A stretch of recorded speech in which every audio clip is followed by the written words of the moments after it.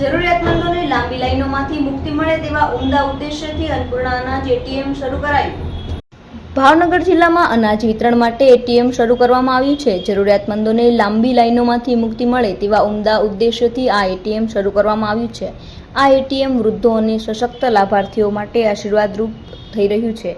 જોઈએ ગુજરાતનું પ્રથમ અનાજ એટીએમ કેવી રીતે પહોંચાડી રહ્યું છે ગરીબો સુધી અનાજ। ભાવનગરમાં રહેતા સવિતાબેનને વૃદ્ધાવસ્થામાં એકલતાની સમસ્યા સતાવી રહી છે। વૃદ્ધાવસ્થા અને બીમારીને કારણે તેમને હરવા ફરવામાં મુશ્કેલીઓ નડી રહી છે। આ સ્થિતિમાં પહેલા તે રાશન લેવા જતા ત્યારે લાંબી લાઈનના કારણે ખૂબ મુશ્કેલીઓ અનુભવતા। ક્યારેક તો સવિતાબેન રાશન લીધા વિના જ ઘરે પાછા ફરતા, પણ હવે અન્નપૂર્ણા અનાજ એટીએમના કારણે સવિતાબેન દર મહિને પોતાના હકનું રાશન સરળતાથી અને મફતમાં મેળવી શકે છે। ઉર્મિલાબેનને એક દાયકા પહેલા તેમના પતિને ગુમાવ્યા હતા। પતિના અવસાન બાદ ગુજરાન ચલાવવા માટે તે નાના મોટા ઘરકામ કરે છે, પરંતુ રાશન વિતરણ વખતે લાંબી લાઈનોના કારણે તેમનો સમય બગડે અને કામે જઈ ન શકતા। પણ હવે ફક્ત પોતાની ફિંગરપ્રિન્ટનો ઉપયોગ કરી દર મહિને 5 કિલો ચોખા, 5 કિલો ઘઉં, અનાજ પણ એટીએમથી સહેલાઈથી મેળવી પ્રાપ્ત કરે છે।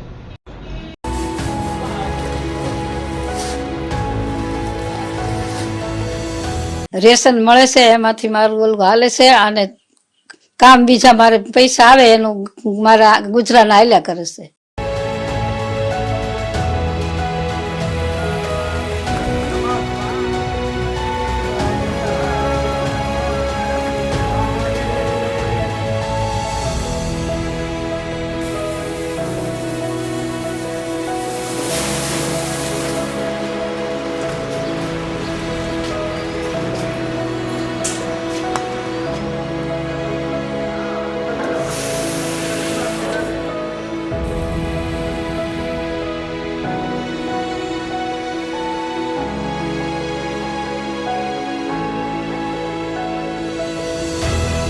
ગ્રીન એટીએમ છે એ 24 કલાક કાર્યરત છે। જે નોર્મલ બેંકનું એટીએમ હોય છે તો એ એટીએમ જે રીતે 24 કલાક કાર્યરત હોય એ જ રીતે આપણે અનાજનું એટીએમ છે એ 24 કલાક કાર્યરત છે।